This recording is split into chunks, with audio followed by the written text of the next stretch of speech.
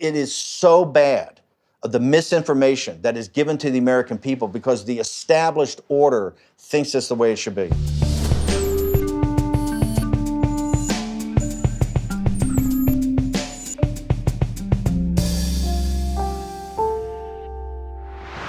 Hello and welcome to GZERO World. I'm Ian Bremmer, and joining me today, former White House Chief Strategist to Donald Trump and former Executive Chairman of Breitbart News. Yes, I'm talking about Steve Bannon. We'll talk China, impeachment, nationalism, presidential politics, and why ancient Sparta may offer a clue or two into this White House. But first, a word from the folks who help us keep the lights on.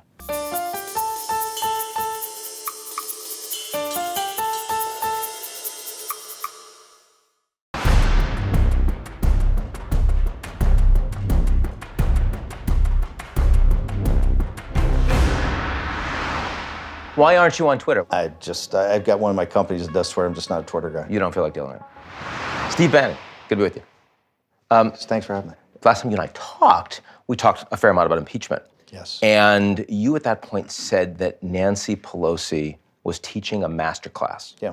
Now that it's almost concluded, yeah. How do you think See, I she's done disagree it? with the president on this. I do think she has done this, and here's why. She realizes, I think, the Democratic field is so weak from a personality point of view. Now, there's no real star wattage. She also, I think, realizes the policies, the Democratic Party's been driven pretty far left on policies, so neither personality or policy can defeat Trump. So you think she wants to run on impeachment? I think not run on impeachment. What she wants to do is every day to try to destroy Trump. I mean, they've done a tremendous job of just hammering. That's why this week when the acquittal vote comes, it's just the curtain comes down on Act One. They're going to continue to subpoena. I mean, they've already said, hey, this part of the impeachment may be done, but Ukraine's not done. They're going to continue to, they're going to get Bolton up there. They're going to try to get Bolton's notes. They'll try to get Bolton. Yeah, but I think the House is actually going to subpoena Bolton and then force the administration to go to court and fight over executive privilege, a separation of powers issue. So no, I think Nancy Pelosi, for what she had to play with, to work with, I think she's done a job of trying to tie up President Trump and the opportunity cost of focusing on other things. Now you can question, hey, was that in the best interest of the nation? But in their perspective, he's a clear and present danger. Do you think the Republicans would have been better advised to have actually supported a trial with witnesses, one that was seen as more legitimate? I advocated from the very beginning a long trial with a lot. Let them have Bolton, let them have Mulvaney. Let them have Pompeo, get all the OMB guys, get the emails. Get them all in. Get all in, and let's. Because nothing new is really going to come out from your perspective. If all you're going to get is Maggie Haberman in the New York Times weaponizing leaks where they get one side out, let's get these guys and cross-examine them. But in doing that, let's get the whistleblower, let's get Schiff as a fact witness, let's get, I think, Bannon, let's get the security apparatus, let's get Rosenstein up there as a witness with the 40 subpoenas. You're not suggesting Biden, though. And I don't think we need Joe Biden, put Hunter Biden up. But even the Bidens, I think, are kind of marginal to my point is that Trump, I call it the trial of the century. He calls it the crime of the century. That it is about a coup to stop a president. You thought that there was a real possibility that the Republicans might actually, in Senate, convict Trump. You didn't think it was a majority likely, but you thought it was plausible. Not convict. What I said is that this will be a conditional acquittal. That to get the acquittal vote, he would have to give up certain things. Which he hasn't at all.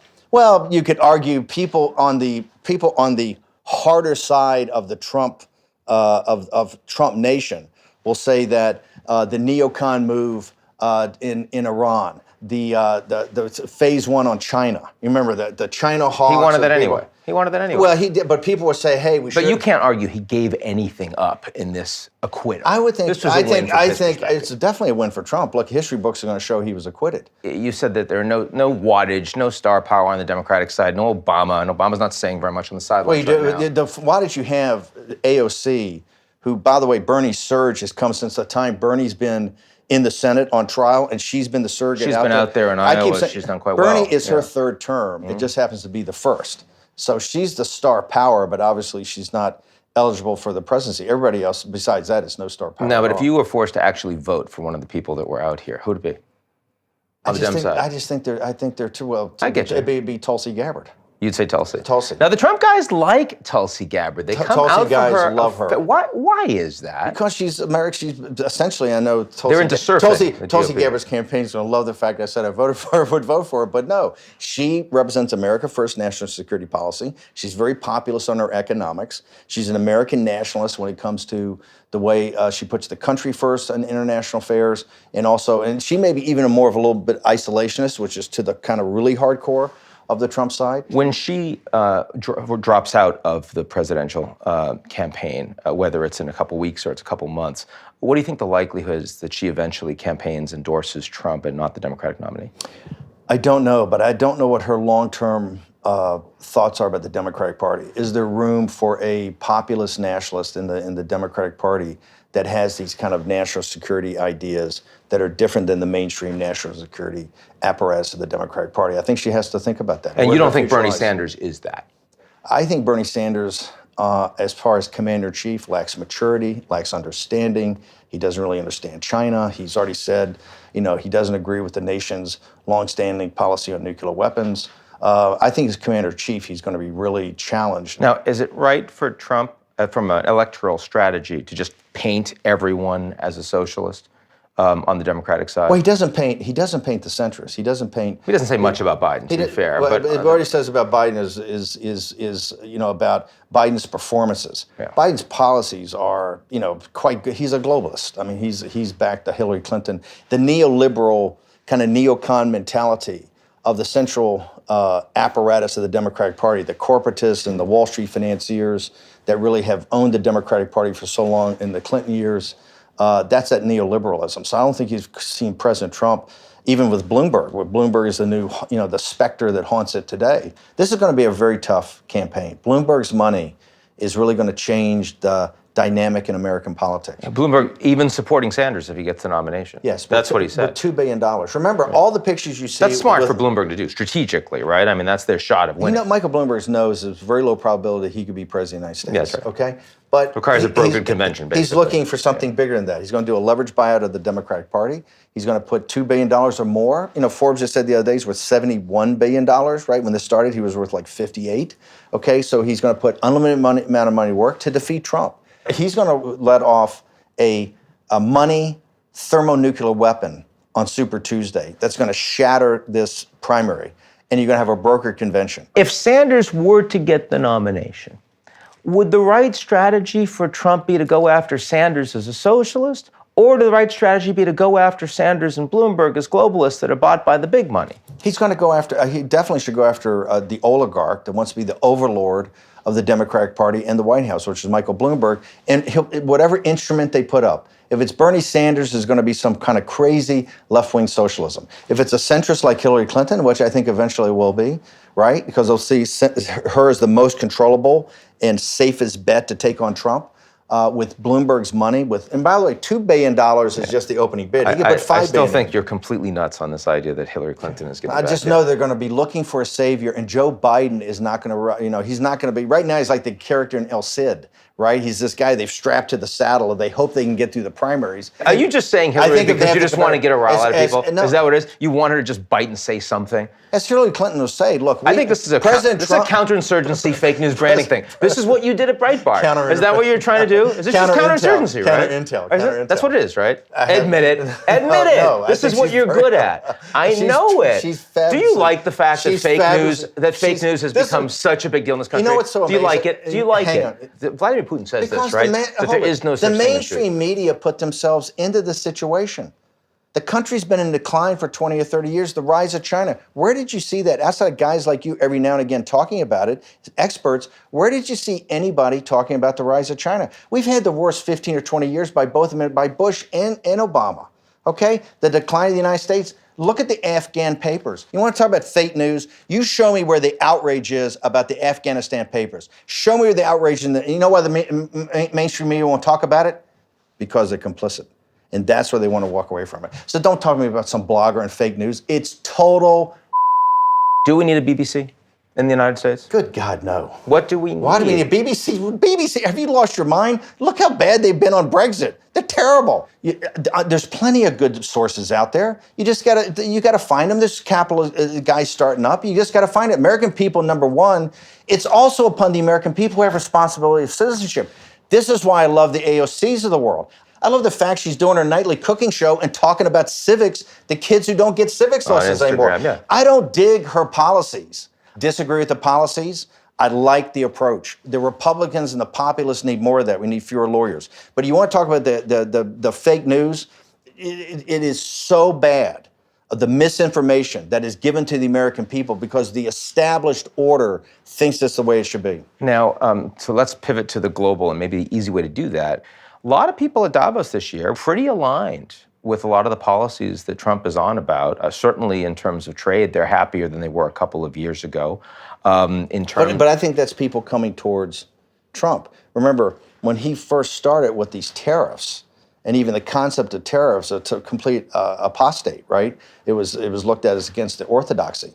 You sit there today, and people realize that his trade policies are starting to work. You know, I think I'm a little more hardcore than President Trump is. President Trump sometimes is more practical and more pragmatic. You didn't want the phase one trade deal. You didn't want it at all. No. You think the Chinese are only going to get stronger. We need to hit them hard now when we have more of an advantage. I think the Chinese Communist Party is the same type of gangsters that ran the Soviet Union, the same type of gangsters that ran Italy and ran Nazi Germany and ran Imperial Japan. I think they're just another set of gangsters, and they lie about everything. They lied about the Hong Kong deal. They lied about the deal they signed with President Obama on cyber security and the militarization of the South China Sea. They lied about the Paris Accord. President Trump, I think, put together the best deal that you could have at the time, given the reality on the ground. So you we'll have to see how it works. You believe that there's a Cold War between the U.S. and China right now? I do not. I think there's the Chinese describe as three types of war by unrestricted warfare: information, cyber, economic, and kinetic. Mm-hmm. I think there's a hot war on both information, cyber, and economics. I think they've been at war with us for 20 years. That's why I kept saying that deal, this is all an armistice. It's not a trade deal. It's really an armistice and an economic war. That armistice would have been an armistice that could have brought us peace and prosperity and working together into one system. Three still, Yeah, but into one entire system, including the technology. It's the Chinese made a conscious decision in the spring of 2019 that we're going to go a different way. Right, we are going to. These two systems cannot work together. We have a way we roll. The industrial West, not just the United States, has a way they roll. Let's talk about the thing that's most concerning people about China right now, which is coronavirus emanating from Wuhan. Clearly, the Chinese government didn't handle this well to begin with.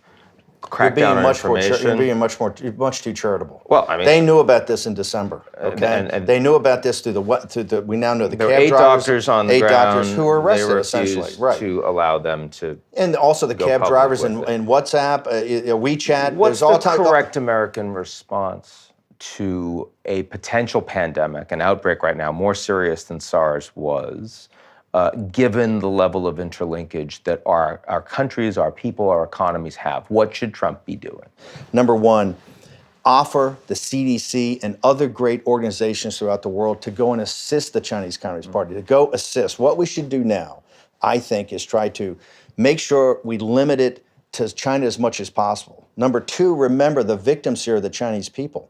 Right, whether we need to do fundraisers here or relief funds, et cetera, is to think about how you get, because now you see the breakdown of their logistics system. Because Trump's first orientation usually is not towards how do we raise humanitarian aid for people that aren't in the United States. I mean, even Puerto Rico, which is a part of the United States, he was criticized for. But look, I disagree. Look what he did. Look what he did for the first 2 weeks of this with Xi. He was saying he had Xi's back. Xi's telling me he has this under control. We'll work with the Chinese. Remember, these tweets are out there saying, "Hey, Xi tells me it's under control. We will support it." You know, people shouldn't raise their level of concern. But when it became evident that Xi doesn't have control of this, that's when I think the president stepped forward with very, very measured response. Remember, right now, what you're hearing coming out of Wuhan is literally a breakdown of the public health infrastructure. I hear from you a lot the idea that if we want to do this effectively, it's not just the Americans. We need our allies too, right? We need, whether it's talking about responding to the pandemic crisis